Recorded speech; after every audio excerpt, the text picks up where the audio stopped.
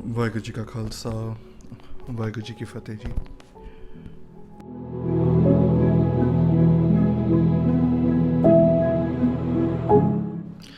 आगे हम चलते हैं कि गुरु महाराज भूटान जाते हैं। जब महाराज भूटान जाते हैं तो भूटान के बारे में मैं आपको बता दूं उस समय क्या चीज़ें चल रही होती है भूटान में। जो भूटान जो देश है, वहाँ का जो किंग है वो इतना कामी था, ओके, कि जब कोई लड़की शादी करके आती है ना बाहर, तो उसको ससुराल नहीं जाने दिया जाता। ससुराल जाने से पहले, शादी के बाद और ससुराल जाने से पहले उसको एक रात जो है राजा के साथ सोना पड़ता था और फिर ही वो अपने ससुराल जा पाती थी। कोई भी लड़की, हर एक लड़की उस किंगडम की। एंड इतिहास में ऐसा बहुत बारी हुआ भी है, जैसे हम देखते हैं कि जो वुमेन है, खासकर जो लोअर कास्ट की जो वुमेन है, उन पे ब्रेस्ट टैक्स लगाया गया था स्पेशली, ठीक है, और वहाँ पर जो उनको उठा लिया जाता था, दे वर ट्रीटेड लाइक दैट। अभी कुछ दिन पहले ही हुआ था, है अभी भी जो न्यूज़ आई है, ठीक है। वो जो चीज़ें हैं ये आज भी होती हैं, ठीक है। वहाँ का जो राजा था वो इतना कामी था, इतना लस्टफुल था वो, कि जब भी कोई जो किंगडम की जो अगर कोई भी महिला शादी करके आती है तो उसको जो किंग है उसके साथ एक रात सोना पड़ता था। इट इज़ सो एम्बेरेसिंग सुनने में भी, लेकिन वो जो पूरा जो शहर है वो ये सब झेल रहा था। तो ये जो एक दुख का जो माहौल था वो बहुत ज़्यादा था, और इसलिए जगत के मालिक गुरु नानक देव जी पातशाह वहाँ पर जो भूटान के लोगों का भला करने वहाँ गए। वहाँ पर जैसे गुरु महाराज गए तो नॉर्मली हम देखते हैं, जो पिछली साखियों में हमने देखा, ये गुरु महाराज नॉर्मली शहर के बाहर बैठ जाते थे, ओके। लेकिन अब क्या हुआ कि गुरु महाराज डायरेक्टली जो महल होता है ना राजा का, उसके नीचे जाके एक झाड़ पे बैठ के, एक झाड़ के नीचे बैठ के वहाँ के जो लोग हैं, महाराज ने कीर्तन करना शुरू किया, वहाँ पर लोग जुड़े। वहाँ पर गुरु महाराज ने उपदेश दिया उस एक परमात्मा के नाम का, कि आप उस एक परमात्मा का नाम जपो। तो वो इतना ब्लिसफुल लगा लोगों को, इतना आनंद आया लोगों को, एक उम्मीद की जो किरण थी वो जागी। गुरु महाराज का प्रताप देख के दूर दूर से लोग आना शुरू हो गए। गुरु महाराज को भेंटा चढ़ाई गई कि खाना लो, आप कपड़े लो। तो गुरु महाराज ने कुछ भी परवाह नहीं किया। जब हम नॉर्मली जो देखते हैं कि लोग ना भूखे होते हैं, जब कोई साधु आता है भूखे होते हैं बहुत, वो हमेशा कुछ ना कुछ लेके जा रहे होते हैं। अगर आप उनके सामने कुछ पेटा रखोगे ना, वो तुरंत अपने पॉकेट में रख लेते हैं, ठीक है। जो पेखी होते हैं, जो बाहर से ही साधु होते हैं। तो जब लोगों ने देखा कि इतना बड़ा किरदार है, इतना ज़्यादा प्रताप है, जब वो बोलते हैं, जब गुरबाणी गा रहे हैं, इतना आनंद आ रहा है, तो उनकी जो महिमा है ना वो पूरे शहर में फैल जाती है। और वहाँ पर गुरु महाराज बहुत दिन रुकते हैं वहाँ पर। तो गुरु महाराज की जब महिमा फैल जाती है पूरे भूटान में, तो ये जो न्यूज़ है ना वो राजा तक पहुँच जाती है। तो भूटान का जो राजा है, जो कामी होता है, संगत जी, हम इसको हम एक चीज़ ले लें, हम ऐसा इसको साइड लाइन कर दें, हाँ, कि वो राजा के लिए ही था।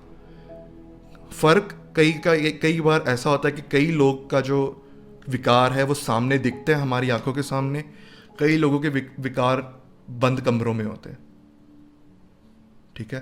तो हम ये ना जज करें कि जस्ट बिकॉज उसका विकार बाहर दिख रहा है तो हम यक करें, वो ये नहीं, ऐसा नहीं होना चाहिए, और फिर खुद ही वो काम करें इन क्लोज रूम्स, ओके। तो वहाँ पर जो राजा है वो गुरु महाराज के साथ पास पेटा लेके जाते हैं। गुरु महाराज मना कर देते हैं, गुरु महाराज नहीं लेते।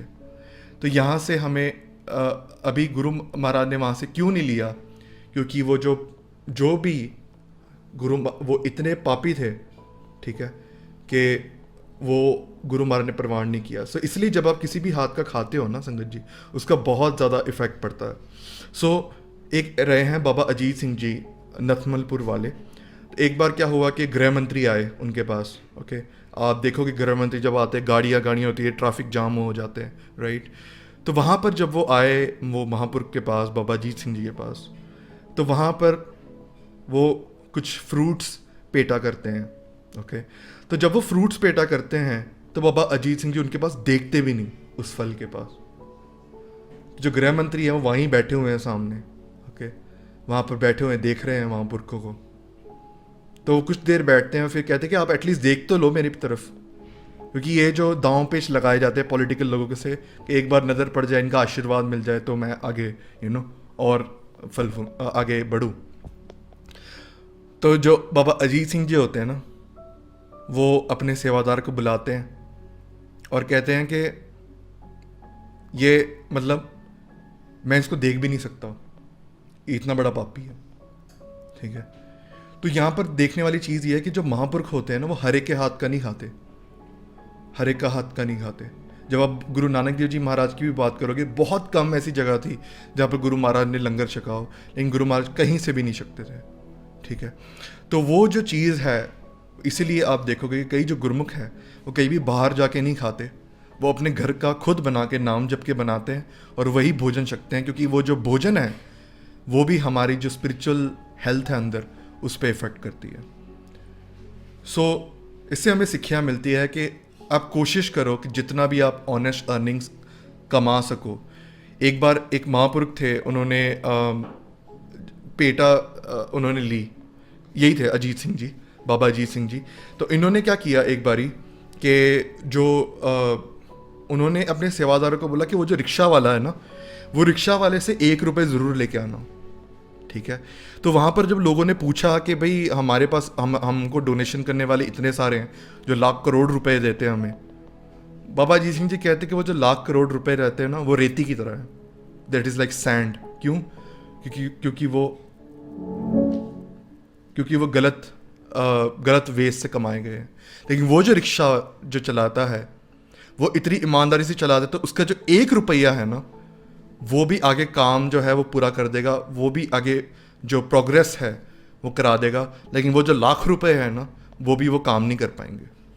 ठीक है संगत जी, कोविड के टाइम्स में भी बहुत जगह हमें देखने को मिला जहाँ पर भावना थी ना लोगों की, तो जिनके जो इतने फाइनेंशियली स्ट्रांग नहीं थे, उन्होंने इतनी सेवा की ग्राउंड लेवल पे, और जिनके पास करोड़ रुपए थे उनको भी सेवा का मौका नहीं मिला। ठीक है, सो इसलिए हम ज़रूर कोशिश करें कि जब हम किर्त कर रहे हैं, जब हम बाहर जाके कमा रहे हैं, तो हम ऑनेस्ट मीन से कमाएं, क्योंकि वही जो ईमानदारी से कमाया हुआ पैसा वही गुरु महाराज को प्रमाण है, वरना कोई भी चीज़ गुरु महाराज को प्रमाण नहीं। अभी आगे बढ़ते हुए, गुरु महाराज उनको देखते भी नहीं। जो राजा होता है ना, गुरु महाराज के पास बेनती करता है, वो देखते भी नहीं गुरु महाराज के उनके पास, मतलब राजा को नहीं देखते बिल्कुल भी। तो राजा बेनती करता है गुरु महाराज को, आप बेनती करते हैं कि आप मेरा भला करो, you accept me, you accept this food, आप एक भोजन है उसको स्वीकार करो और मेरा भला करो, आप मुझे आशीर्वाद दो। तो वो राजा आगे बताते कि जो सब नगर के जो लोग हैं ना, मैंने आपकी इतनी उस्तत सुनी है, आप कृपा करो, आप मेरा जो भोजन है वो स्वीकार करो। तो महाराज कहते कि अगर आपको खुद का भला चाहिए ना, गुरु महाराज ने कहा कि ये जो काम रूपी जो नज़र से आप दूसरी महिला को देखते हो ना, इसको छोड़ दो, यही आपकी सबसे बड़ी पेटा होगी। ठीक है, सो आगे क्या हुआ कि जो राजा की जो श्रद्धा थी वो बढ़ गई।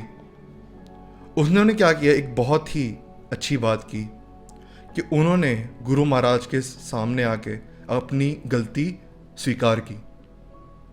यहाँ पर देखने वाली बात है संगत जी, अगर हम सब में भी अगर किसी के साथ है ये चीज़, ओके, क्रोध आ रहा है या कुछ भी आ रहा है, काम आ रहा है, so we should learn from it. जो राजा है उसने अपनी गलती स्वीकारी कि ये जो मेरा मन है ना, ये इतना करप्ट हो चुका है कि दिन बर दिन ये जो मेरे काम की जो चीज़ें हैं ना, बढ़ती जा रही है और एक कंट्रोल से बाहर होती जा रही है। आप कृपा करो, आप बेनती करते कि आप कृपा करो, मेरा जो मन है वो टिकाव हो ही नहीं रहा उस मन का, आप कृपा करो, मेरी ये जो आदत है ये आप मुझसे छुड़वा दो, बेनती करते हैं। तो फिर जो गुरु महाराज उनको समझाते हैं। So this is the thing which we can apply on ourselves. अगर किसी को काम बहुत ज़्यादा आता है तो वो ये चीज़ अप्लाई कर सकते हैं अपनी ज़िंदगी में। गुरु महाराज वहाँ पर कहते हैं कि आपको लस्ट आता ही क्यों है, why do you get lust. अभी हम जब देखते हैं कि लस्ट आता क्यों है, क्योंकि हम जो ऑपोजिट जेंडर है उनके जो शरीर हैं उनको हम डिफरेंट नज़रिए से देखते हैं, गलत नज़र से देखते हैं, राइट। तो गुरु महाराज यहाँ पर बताते हैं कि आप जो देख रहे हो ना, राजा को समझाते हैं कि तुम्हें लस्ट आई क्यों रहा है, ये जो तुम देख रहे हो वो गंध है। गंध मतलब वो जो महिला है उनको गंध नहीं बोला, जो ये जो शरीर का जो स्ट्रक्चर है उस जैसे परमात्मा ने बनाया ना वो स्ट्रक्चर को, उसको गंध बोला। गंध कैसे? हम अपने शरीर की बनावट देखिए तो वो किस बनावट से बनी हुई है? That is made of flash, bones, blood, ठीक है, उससे बनी हुई है। तो गुरु महाराज कहते हैं कि आप जब कोई महिला होती है, ये मैं डायरेक्ट नहीं कर रहा किसी की तरफ, लेकिन हम एक बात कर रहे हैं कि एक इंसानी जो बनावट है परमात्मा की उसकी बात कर रहे हैं। लेकिन इस केस में जो है, जो राजा को समझा रहे, तो इसलिए गुरु महाराज उसका जो फरमान कर रहे हैं कि गुरु महाराज कहते हैं कि जब कोई जो महिला है वो सुबह उठती है, अगर कोई भी इंसान, अगर पुरुष भी उठ जाए सुबह, तो आप नॉर्मली देखोगे कि जो आंखों में ना गंद आ जाता है थोड़ा, जिसको पंजाबी में गिड बोलते हैं कि गिड आ गई, ठीक है। सो गिड आती है। तो महाराज कहते हैं कि जो 9 द्वार है ना, 9 द्वारों से ये जो है गंदगी आ रही है। आप नाक से देखो तो गंदगी आती है, आप मुख से देखो तो गंदगी आती है, आंखों से भी गंदगी निकलती है गिड के रूप में, कान से भी गंदगी आती है, जो नीचे जो हम एक्सक्रीट करते हैं वहाँ भी गंदगी आती है। तो गुरु महाराज एक नज़रिया देते हैं कि अगर आपको काम ज़्यादा आ रहा है ना, आप बॉडी को इस तरह से देखो कि ये जो पूरी बॉडी है ये फ्लैश और बोन से बनी हुई है, ठीक है। अब एक इमेजिन करो, ओके, आप एक जब हम देखते हैं अपने आप, सेल्फ इंट्रोस्पेक्ट करो अपने आप पे, ये जो गुरु महाराज के जो वचन हैं, ओके, आप एक पल वो इमेजिन करो जब आपने कभी भी किसी को बुरी नज़र से देखा होगा। सो आपने कौन कौन सी चीज़ें देखी होंगी, राइट। और दूसरी तरफ आप देखो, आप इमेजिन करो कि वही जो पुरुष है, वेदर मेल और फीमेल, वो पूरे फ्लैश और बोन्स और ब्लड, आप वो वाला पक्ष देख लो, तो आपको वो काम रहेगा? नहीं रहेगा। एक छोटा सा उदाहरण दें कि जैसे अब हम सर्जरी की बात करें, आप सर्जरी की कोई भी वीडियोस देख लेना, आप देख पाओगे? नहीं देख पाओगे, क्योंकि वो चीज़ जो जब वो सर्जरी कर रहे होते हैं, वो जो ब्लड है वो देखा नहीं जाता, वो फ्लैश है वो देखा नहीं जाता, ठीक है। इसे एक बार ऐसा हुआ था, मेरे नोन में ही हैं, उनके साथ ऐसा हुआ था कि वो इतने बीमार हो गए, ठीक है। सो बीमार होने की वजह से क्या हुआ कि बेड पे ना लेट के उनकी जो फ्लैश है, जो स्किन है, वो बहुत ही ज़्यादा, मतलब एक तरीके से बदबू आनी शुरू हो गई, ठीक है। सो हुआ क्या कि एक बार जब हम नॉर्मली आप देखते हैं ना हॉस्पिटल में, हम उठाने आते हैं पेशेंट को, हम उठाने आते हैं, राइट। सो हुआ क्या कि जैसे ही वो जो हेल्पर था, जो घर से मेरे जो भाई थे, उन्होंने जैसे ही उठाया ना, तो पीछे से जो बैक पे जो भी चमड़ी थी ना, वो निकल गई। तो अभी आप जो एक्सप्रेशन बना रहे हो, ओके, सो आप अगर उस नज़रिए से कोई इंसान को देखोगे तो आपको वो काम नहीं आएगा, ठीक है। इसके बारे में गुरबाणी में फरमान आता है, ये एक्चुअली जो गुरबाणी जो मैं अभी डिस्प्ले कर रहा हूँ स्क्रीन पे, तो this is for in a different sense कि जब हम मान करते हैं ना हमारी बॉडी का, हमारी ब्यूटी का, तो उसके बारे में गुरु महाराज समझाते हैं, गुरबाणी में आता है कि कर्पूर पुहप सुगंधा परस मानुख्य देहंग मलिनंग मजा रुद्र दुर्गंधा नानक अथ गर्भेण अज्ञानो। गुरु महाराज यहाँ पर बताते हैं कि ये जो शरीर है ना, वो इतनी बदबूदार चीज़ है। आप सेंट लगाओ, ओके, और आप अपने आप को देखना 10 घंटे बाद या 12 घंटे बाद या 1 दिन बाद कैसी स्मेल आती है, राइट। तो गुरु महाराज कहते हैं कि भले आप जितना भी परफ्यूम लगा लो, जितनी भी चीज़ें लगा लो, लेकिन आखिर में अंदर बढ़ा क्या है? Your body is made of blood and bones, ठीक है, वो तो चेंज होने नहीं वाला। वो इतनी बदबूदार चीज़ है। और तो मान किसका कर रहे हो तुम? किस चीज़ का मान है तुम्हें? जस्ट बोन्स, कि मेरी इतनी बोन्स है, मेरा इतना फ्लैश है, उसका मान कर रहे हो, ठीक है। तो गुरु महाराज उस सेंस में कहते हैं कि एक मान करने वाला जो अपनी ब्यूटी पे मान करता है, तो वो चीज़ नहीं रहती आगे। अभी जैसे भगत फरीद जी के जीवन में आता है कि एक प्रोस्टिट्यूट होती है, ठीक है। तो एक प्रोस्टिट्यूट उन्होंने जीवन के तौर पे भी देखा होता है कि वो प्रोस्टिट्यूट के पूरे चीज़ें, एंड एक बार भगत कबीर जी चल रहे होते हैं, ओके, एंड वो देखते हैं कि वो जो प्रोस्टिट्यूट है उसकी मौत हो चुकी होती है, सड़क पे फेंक दिया गया होता है, तो और उसकी जो आंखें हैं प्रोस्टिट्यूट की, वो जो क्रोज होते हैं ना, जो कौए होते हैं, वो उनकी आंखें खा रहे होते हैं, निकाल रहे होते हैं मांस धीरे धीरे, ठीक है। हाँ, आप इमेजिन करो जस्ट वो सीन।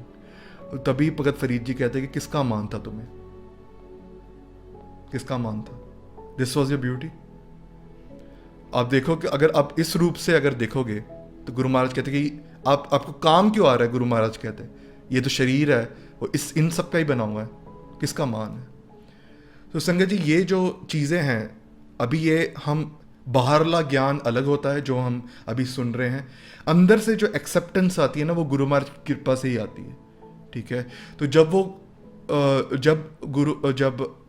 वो राजा को गुरु महाराज ये शब्द कहते हैं तो उनके मन में परिवर्तन आ जाता है, गुरु महाराज की मेहर दृष्टि हो जाती है, और वो जो राजा का मन है वो बदल जाता है, और वो गुरु महाराज को मत्था टेक के आते हैं, मुझे अपना सिख बना दो। वहाँ पर फिर गुरु महाराज चरण पौल पूरे भूटान के जो लोग होते हैं उनको बख्शते हैं, और गुरु महाराज फिर वहाँ पर उपदेश देते हैं कि आप यहाँ पर धर्मसाल बनवाओ, और वहाँ पर फिर आप नाम जप के अपने जीवन का जो मकसद है उसको पूरा करो। और फिर महाराज वहाँ पर उपदेश देते हैं नाम, दान और स्नान। नाम मीन्स नाम जपना, दान मतलब जो ज़रूरतमंद लोग हैं उनको दान करना, स्नान मतलब आप समझते ही हो, ठीक है। तो नाम, दान और स्नान, ये जो 3 उपदेश है गुरु महाराज ने दिए वहाँ के लोगों को। और वहाँ पर जो भूटान के जो लोग थे जो इतने ज़्यादा दुखी थे, उनका गुरु महाराज ने भला किया। सो हमने एक सेशन लिया था रिगार्डिंग लस्ट, हमने कुछ सेशंस पहले लिया था। सो उसके हम जस्ट पॉइंटर्स हम ब्रीफली हम डिस्कस करेंगे, सिंस हमने ऑलरेडी डिस्कस कर लिया उन चीज़ों को, तो हम ब्रीफली डिस्कस करेंगे। सबसे पहली चीज़ कि आप सबसे ज़्यादा जो चीज़ें ये जो बाहर से आती हैं, ओके, हमने कुछ सेशंस पहले शुरू किया था, जैसे हम घर से बाहर निकलते हैं, ओके। सो घर से बाहर जब हम निकलते हैं हम नॉर्मली अपना फेस कवर करके जाते हैं, क्यों? क्योंकि बाहर से कोई धूल मिट्टी हमारे मुंह पे ना लग जाए। तो वैसे ही गुरु महाराज कहते हैं कि हमें जो बाहर से जो विकार आ रहे हैं, कहाँ से आते हैं, इनका गेटवे क्या होता है? हमारे जो सेंसेस हैं। तो सेंसेस कैन बी, हम क्या देख रहे हैं, क्या सुन रहे हैं, क्या बोल रहे हैं, क्या सूंघ रहे हैं और क्या फील कर रहे हैं, okay.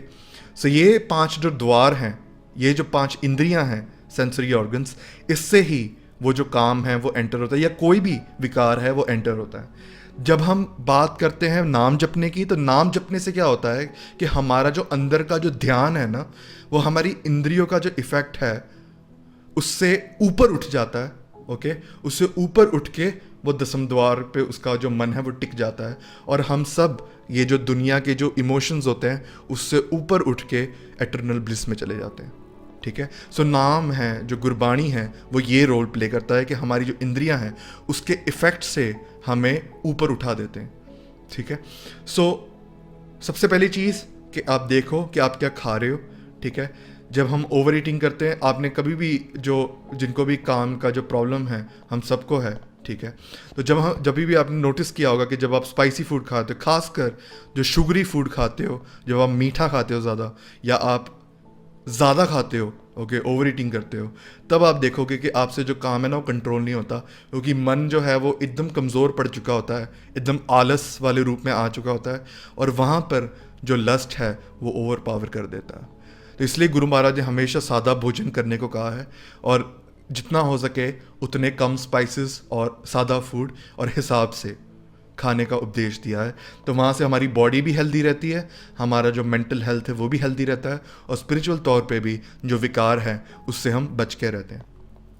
Second thing, take care of what you see. जब हम इंद्रियों की बात करते हैं तो एक बहुत बड़े महापुरुष रहे हैं हरनाम सिंह जी, रामपुर खेड़ा वाले, तो उन्होंने कहा था कि जो मेजॉरिटी ऑफ इफेक्ट जो माइंड पे पड़ता है वो होता है कि व्हाट यू सी, ओके। तो आप देखते क्या हो पूरे दिन? अगर हम आज की बात करें, what do you see all day? हम देखते हैं कि नॉर्मली बाहर तो निकलना हमारा थोड़ा कम हो गया है, लेकिन बाहर भी लोग, एक बहुत बड़ी प्रॉब्लम है जो हमारे देश में, वो है ईव टीजिंग, या जो घूर घूर के लोग देखते हैं, ठीक है। तो वो वहाँ एक तो वो चीज़ हो गई कि बुरी नज़र से बाहर फिज़िकल तौर पे देखना, और दूसरी ये चीज़ हो गई कि सोशल मीडिया पे आप क्या देख रहे हो। तो सोशल मीडिया जो है वो बनावट ही उसकी ऐसे है कि वो आपके विकारों को यूज़ करके वो अपना जो धंधा है वो चलाते हैं। सो आप देखोगे कि जो इवन जो मेल्स के जो गारमेंट्स होते हैं, ओके, सो कई बार उसके भी जो आप देखोगे कि जो कवर्स होंगे उस पर भी कोई महिला की फ़ोटो होगी, okay. So it is just to हमारा जो विकार है उसको यूज़ करके वो अपना जो प्रोडक्ट है वो बेचते हैं। एंड इसलिए नॉर्मली आप एड्स पे देखोगे तो वो they intentionally take those women जो बहुत ही ज़्यादा ब्यूटीफुल हों, जिससे बहुत लोग अट्रैक्ट होते हों, ओके। सो वो चीज़ का बहुत ज़्यादा इस्तेमाल किया जाता है।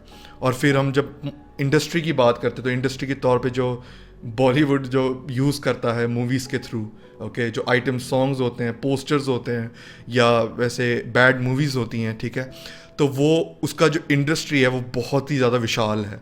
एंड वो अट्रैक्ट इतने दर पे करते हैं कि वो हमारी जो एडवर्टाइजमेंट है ना, अगर हम कथा भी सुन रहे हैं कई बार वो कथा की भी एडवर्टाइजमेंट वैसी निकल जाती है, ठीक है, और हम फिर कई लोग जो हैं वो कंट्रोल नहीं कर पाते, ठीक है। सो वो जो चीज़ें हैं हमें ज़्यादा से ज़्यादा अपनी आइज़ पे कंस्ट्रेन रखना है। इसलिए जो महापुरुष है वो हर बार ये गाइड करते हैं कि जब भी आप कोई ऑपोजिट जेंडर को देखो तो आप नीचे देखना शुरू कर दो, नीचे देख के वॉक करो, ठीक है। हरनाम सिंह जी भी ऐसा ही करते थे। जब वो जवानी में आए तो उनके बुजुर्गों ने कहा था कि ये आपको प्रॉब्लम आएगी तो आपको नीचे देख के चलना है। एंड इसी के बारे में एक इतिहास में आता है कि गुरबचन सिंह खालसा पिंडरवाले रहे हैं, तो उनके साथ क्या होता था कि एक बार एक सिंह है वो कड़ा प्रसाद बरता रहे थे, ठीक है, डिस्ट्रीब्यूट कर रहे थे, और वहाँ पर एक महिला थी, उन्होंने कड़ा प्रसाद दिया।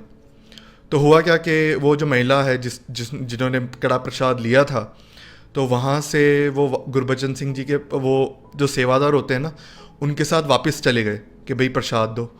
तो वो सेवादार कहते थे मैंने तो आपको दे दिया है प्रसाद, आप क्यों लिया, आपने मतलब आपने तो ले लिया ऑलरेडी। तो वहाँ पर गुरबचन सिंह खालसा पिंडरवाले बैठे होते, तो वो कहते कि आप मतलब आपको कैसे पता कि उन्होंने ले लिया, मतलब आप मतलब ऐसी नज़र से देख रहे थे क्या जो ऑपोजिट जेंडर के था। तो वो सिंह शर्मिंदा हो गया। तो नॉर्मली क्या होता है कि जब कोई सेवा करता है ना तो नॉर्मली हाथों को ही देखता है, no one looks at the other things. जो मुख है वो कुछ नहीं देखते। जो सेवादार होते हैं दे कॉन्सेंट्रेट ऑन हैंड्स। अगर किसी को प्रसादा चाहिए, जब कोई हाथ जोड़ के बैठा है तो उनको दे देना है, जिनको नहीं बैठा वो नहीं देते। कई लोग वो मैटर ही नहीं करता, वो देखते ही नहीं है कि किसको हम दे रहे हैं, वो बस वर्ताते जाते हैं सेवादार, ठीक है। सो ये जो महापुरुषों ने कहा था कि इसलिए कई बार जो पुरातन महापुरुष है उन्होंने जो टीवी है और जो सोशल मीडिया है उनको बहुत ही ज़्यादा, उस वक्त तो टीवी होती थी, सोशल मीडिया का तो आज दौर आया है, ठीक है। तो कई जो टीवीज़ देखने से भी मना किया है, क्योंकि वो जो टीवी है हमारा जो मन है वो परमात्मा से दूर जाता है। थर्ड थिंग, इंक्रीज और अभ्यास। तो कई जो महापुरुष है वो कहते हैं कि आप कम खाओ, अपना खाना थोड़ा कम कर दो और नाम अभ्यास बढ़ा दो, तो वो एक आपको ऊपर अपलिफ्ट करेगा। जैसे मैंने आपको बताया कि जो नाम अभ्यास होता है वो हमें अपने जो सेंसेस है उससे एक अपर लेवल पे जाके वो ऊपर परमात्मा की तरफ ध्यान जोड़ देता है। जब हम काम की बात करते हैं तो वो भी एक रस है, ओके। तो इसलिए तो जब हम रस की बात करते हैं तो हम सब रस पालते हैं, लेकिन ये जो रस है काम का ये हमें नरकों में भेज देता है, ठीक है। तो इसलिए जो गुरु महाराज आपको उसका एक सब्स्टिट्यूट देना पड़ेगा अपने मन को, ठीक है, तो वो है नाम अभ्यास। तो आप ये चीज़ देखो कि आपका माइंड जो है वो कभी भी आपका खाली नहीं रहेगा। अगर आप सोच रहे हो कि हाँ मैं लस्टफुल थॉट्स ना लाऊं, ठीक है, लेकिन आपने कुछ डाला नहीं उसके सब्स्टिट्यूट में, तो और कुछ आ जाएगा, क्रोध आ जाएगा या अहंकार आ जाएगा। तो अगर आपका मन का जो बर्तन है ना उसमें आपको नाम डालना है, नाम अभ्यास के रूप में। सो जैसे एक बच्चा होता है, अगर आप उसको आपको चीज़ छुड़वानी है ना, तो आप क्या करते हो, एक दूसरा टॉय लाते हो, ठीक है, और उसको वो दे देते हो, तो वो दूसरे टॉय से खेलना शुरू कर देता है, पुराने वाला छोड़ देता है।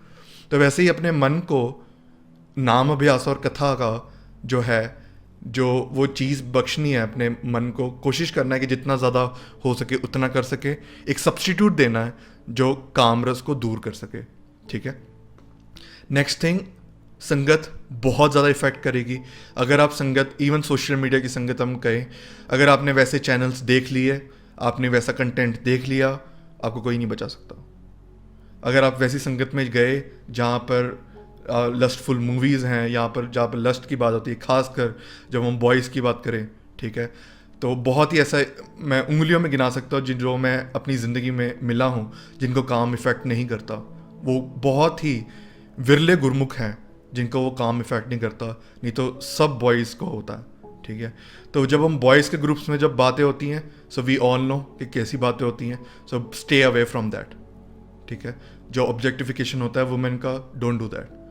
सो similar thing applies to opposite gender as well, ठीक है। मैं किसी को टारगेट नहीं कर रहा जेंडर के तौर पे, लेकिन जो नॉर्मल चीज़ जो वर्तारा होता है वो मैं बता रहा हूँ। सो ठाकुर सिंह जी जिनकी आप फोटो देख रहे हो स्क्रीन पे, तो उन्होंने इतनी, ये हमेशा क्या करते थे, हमेशा ना 5 सिखों की संगत में रहते थे, 5 सिंहों की संगत में रहते थे। सो कभी भी किसी के घर पे गए, एक बार एक बीबी जो थी उन्होंने ठाकुर सिंह जी को बुलाया था, तो वहाँ पर उन्होंने कहा था कि मुझे आपको अकेले में एक बात करनी है। ठाकुर सिंह जी कहते नहीं, ये हमारी मर्यादा नहीं है, हम सिंहों के साथ ही आएंगे और आप बात करो जो आपको करनी है, ठीक है। तो ये जो ऊंचा किरदार है वो सिखों ने रखा है, and it was always recommended, जो महापुरुष है उन्होंने ऑलवेज रिकमेंड किया था कि आप ज़रूर कुछ सिखों के साथ आपका जो संगत है वो रहे, ताकि आप इन चीज़ों से बाहर रहो, वो थॉट्स ना आए आपको, ठीक है। एंड कभी भी अकेले ज़्यादा मत बैठो, ठीक है। आप अकेले बैठोगे बुरे थॉट्स आएंगे, उससे अच्छा आप फैमिली के साथ बैठो, तो आपको मतलब वो शर्म का वो चीज़ रहता है कि मैं वो चीज़ ना करूँ। फिर हमने देखा था कि जो भी आप रिमेंबर कि आपका मकसद क्या है, ठीक है, कि Guru Maharaj will always save you. आप जब उस पल में जा रहे हो तो भाई वीर सिंह जी कहते हैं कि जोर जोर से वाहिगुरु वाहिगुरु बोलना शुरू करो, जोर जोर से आप कहो कि मैं कौन हूँ, मैं गुरु गोबिंद सिंह जी का पुत्र हूँ, ठीक है। तो वो जो चीज़ है ना, वो आपके अंदर वो कॉन्साइंस ले आती है वापस। तो आप ज़रूर ट्राई करना, जब अगली बार होता है आप जोर जोर से वाहिगुरु वाहिगुरु करते रहना, जब तक आपका जो मन है उस चीज़ से बाहर ना निकले। एंड इट्स वेरी इंपॉर्टेंट, जो कि हमने नेक्स्ट पॉइंट में कवर किया है, कि जो थॉट है जैसे ही वो आए उसको निकाल दो कैसे भी। कई लोग जो होते हैं वो जैसे ही वो थॉट आता है एक्सरसाइज करना शुरू कर देते हैं, जैसे ही थॉट आता है अपने जॉब का काम शुरू कर देते हैं, जॉब की तरफ ध्यान लगा देते हैं। कई जब आता है थॉट, तो कई महापुरुष कहते हैं कि आप ठंडे पानी से हाथ धो, आप मूल मंत्र शुरू कर दो, या फिर आप गुरुद्वारे चले जाओ। गुरुद्वारे में फिर आप ऑब्वियसली जो आपका जो मन है वो बदल जाएगा और आप उस साइड पे नहीं रह पाओगे। इसलिए इट्स वेरी रिकमेंडेबल कि आप गुरुद्वारा साहिब जाते रहो। एंड द लास्ट पॉइंट, कि जो गुरु महाराज ने जो बाणा दिया है ना, that is for a reason, okay. तो जो बाणा है which is the outer look of a Sikh, okay, जो 5 ककार हैं, तो गुरु महाराज क्या करते हैं कि वो जो एक रहत बख्शी है, महाराज ने डिसिप्लिन बख्शा है, तो वो हमेशा आपकी मदद करता है। वो एक शर्म पैदा करने की कोशिश करता है कि मैं ये जब कड़ा है ना संगत जी, जब कोई प्यार करता है ना तो एक निशानी दे के जाता है अपनी, कि ये निशानी रखना और मुझे याद रखना। तो गुरु गोबिंद सिंह जी पातशाह ने हम सबको ये निशानी दी है 5 ककारों के रूप में, कि ये जो 5 ककार है इसको याद रखना, ये मेरे एक निशानी है कि मैं तुम्हारे अंग संग हूँ हमेशा, ठीक है। तो वो जो बाणा है ना संगत जी, वो एक शर्म पैदा कर देता है और हम फिर उस पख में ज़्यादा अंदर नहीं जाते। इसी में एक जो कड़ा जो एक ककार है, ओके, सो कड़ा इसीलिए पहना जाता है कि ताकि हमें एक कांस्टेंट रिमाइंडर आता जाए कि जब भी हम कड़े को देखें तो हमें याद रहता रहे कि हम गुरु महाराज के सिख हैं और हमें कुछ गलत नहीं करना। सो आर संगत जी, एट द एंड कोई भी चीज़ आपको बचा नहीं सकती, ये जस्ट हमने टेक्निक्स बताई हैं, लेकिन कई बार ऐसा होता है कि हम हार जाते हैं, ठीक है, नहीं कंट्रोल होता वो चीज़ से। तो वहाँ पर करतार सिंह जी कहते होते थे कि अगर आप यहाँ पर समागम में आते हो ना, अगर इस साल आए हो तो अगले साल जब आओगे तो एक गंदी आदत मिटा के जाना। यहाँ पर आप प्रण करके जाओ कि मैं ये बुरी आदत छोड़ देता हूँ, और अगर आप वो बुरी आदत नहीं छोड़ पा रहे, बहुत ही हावी है वो चीज़, तो करतार सिंह जी कहते थे कि फिर यहाँ पर बेनती एटलीस्ट करके जाओ गुरु महाराज से कि मुझे इस चीज़ से बाहर निकालो। तो इसलिए आप ऐसे जो आपकी स्क्रीन पे देख रहे हो, अगर किसी को चाहिए आप मैसेज कर सकते हो, हम आपको भेज सकते हैं शब्द। तो यहाँ पर गुरु महाराज ने बहुत सारे बेनती के शब्द किए उस अकाल पुरख को, बार बार बेनती करो, काम क्रोध लोभ झूठ निंदा इमते आप छड़ावो, एह पीतर ते इनको डार हो आप पर निकट बुलाव हो। कि महाराज ये काम क्रोध लोभ झूठ निंदा है ना, ये मेरे अंदर से मुझे बर्बाद करके रखी है। एक पर हे परमात्मा कृपा करो मेरे पे कि मेरे अंदर से ये चीज़ें निकल जाएं और मैं आपके नज़दीक जा पाऊँ। तो आप जब बार बार ये जब बेनती के शब्द पढ़ोगे ना, तो वो आपके अंदर वो जो भावना आएगी, वो जो प्यार आएगा, उससे आप अमृत वेले भी उठ जाओगे और उसी भावना से वो जो काम है वो भी थम जाएगा। ठीक है, सो इतनी बेनतियाँ प्रमाण करनी चाहिए। वाहिगुरू जी का खालसा, वाहिगुरू जी की फतेह।